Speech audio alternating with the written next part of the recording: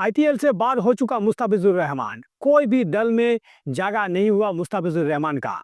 IPL जो कि भारतवर्ष का जो कि विश्व का सबसे बड़ा प्रीमियर लीग है। आईपीएल का पूरा फॉर्म है इंडियन प्रीमियर लीग।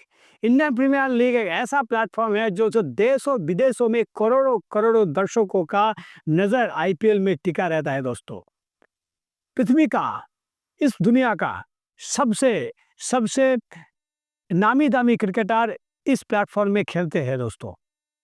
तो दोस्तों आईपीएल आज के दिन में विश्व का सबसे बड़ा प्लेटफॉर्म है, सबसे बड़ा प्रीमियर लीग है आईपीएल दोस्तों। तो इस आईपीएल में इस साल क्या हुआ, पहले मुस्ताफिजुर रहमान को नीलाम में डाका गया 9 करोड़ रुपए में। आईपीएल का एक टीम कलकत्ता नाइट राइडर्स ने मुस्ताफिजुर रहमान को नीलाम में खरीदे थे। इस नीलामी का कुछ दिन बाद ही आईपीएल कमेटी ने घोषित कर दिया कि मुस्ताफिजुर रहमान को कोई भी टीम खरीद नहीं सकते हैं, क्योंकि मुस्ताफिजुर रहमान बांग्लादेशी है। उसके बाद क्या हुआ दोस्तों, उसके बाद हो गया बांग्लादेश और भारतवर्ष में नोकझोंक। एक ऐसा नोकझोंक जो बांग्लादेश क्रिकेट टीम ने अनाउंस कर दिए, हाल ही में जो T20 विश्व कप होगा इंडिया में, वहाँ पर बांग्लादेश खेलने नहीं जाएंगे, क्योंकि बांग्लादेश ये कह रहा है कि अगर बांग्लादेश का टीम इंडिया जाते हैं तो इंडिया में बांग्लादेश टीम सिक्योर नहीं है। सिक्योरिटी का प्रॉब्लम दिखाकर बांग्लादेश टीम खेलने नहीं जा रहे हैं इंडिया में। उसके बाद भारत ने तुरंत अनाउंस कर दिया कि आज से बांग्लादेश में कोई भी मैच नहीं खेलेगा, बांग्लादेश के साथ कोई भी मैच नहीं खेलेगा इंडियन क्रिकेट टीम। आईसीसी के इवेंट के अलावा कोई भी मैच नहीं खेलेगा बांग्लादेश के साथ भारतीय टीम ने। जैसे कि पाकिस्तान के साथ भारत कभी भी क्रिकेट नहीं खेलते, एकमात्र आईसीसी का इवेंट के अलावा, ऐसा ही बांग्लादेश के साथ ट्रीट करेंगे भारत। तो दोस्तों ऐसा क्यों हुआ? ऐसा इसलिए हुआ जब से यूनिट सरकार ने बांग्लादेश में सरकार करे है, उसके बाद से ये तानाजुना हो रहे हैं दोस्तों। इंडियन सरकार जो है वो गणतंत्र के हिसाब से वोट में जीतकर, चुनाव में जीतकर उन्होंने सरकार नहीं गढ़ी है दोस्तों।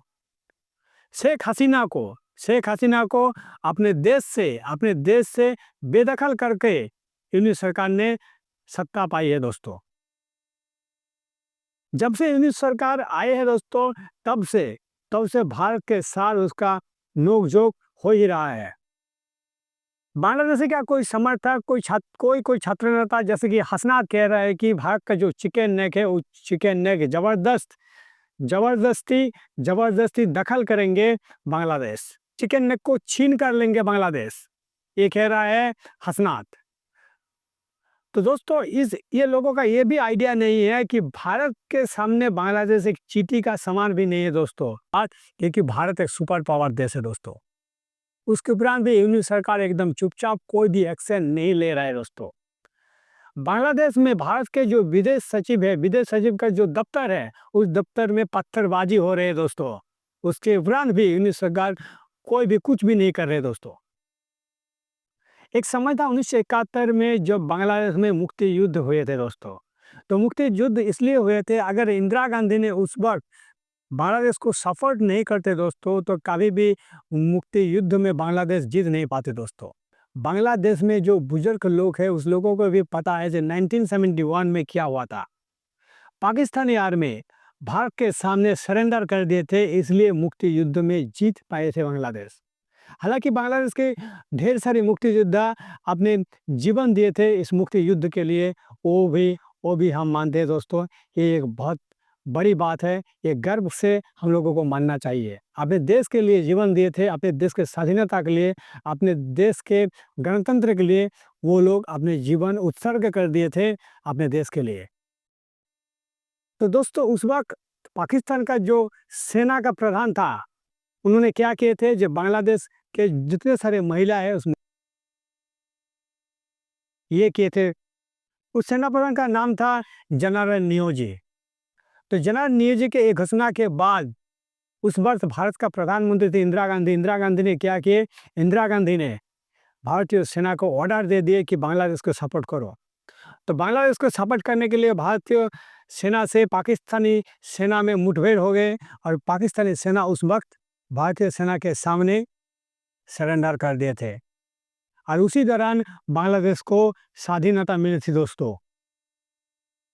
उसके बाद क्या हुआ, इंग्लिश सरकार सत्ता में आए और जब इंग्लिश सरकार सत्ता में आए तो उसके बाद भारत के साथ इंग्लिश सरकार का कोई तू मैं हो गया।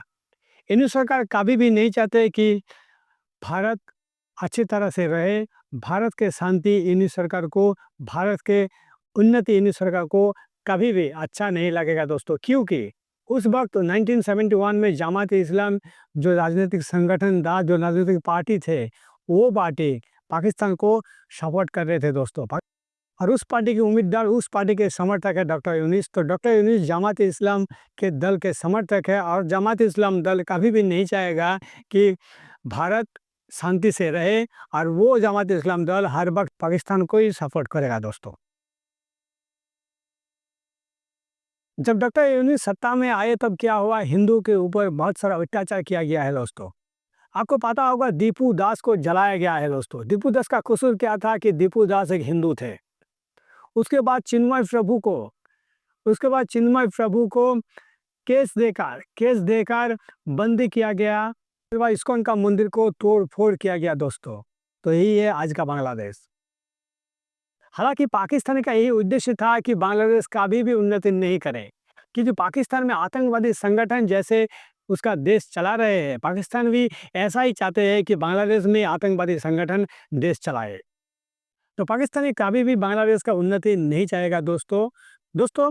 मुस्तफिजुर रहमान आईपीएल में चांस पाकर भी खो दिए। इतने बहुत बड़ा राजनीति हो रहा है बांग्लादेश में। साकिब उल हसन जब तो उम्दा क्रिकेटर था, वो अपने देश में नहीं रह पा रहे दोस्तों। अपने देश को छोड़कर विदेश में चले गए साकिब उल हसन। तो बांग्लादेश में यही राजनीति हो रही है दोस्तों। नमस्कार व्यूअर्स, ये वीडियो यही तक। नमस्कार व्यूअर्स, नमस्कार।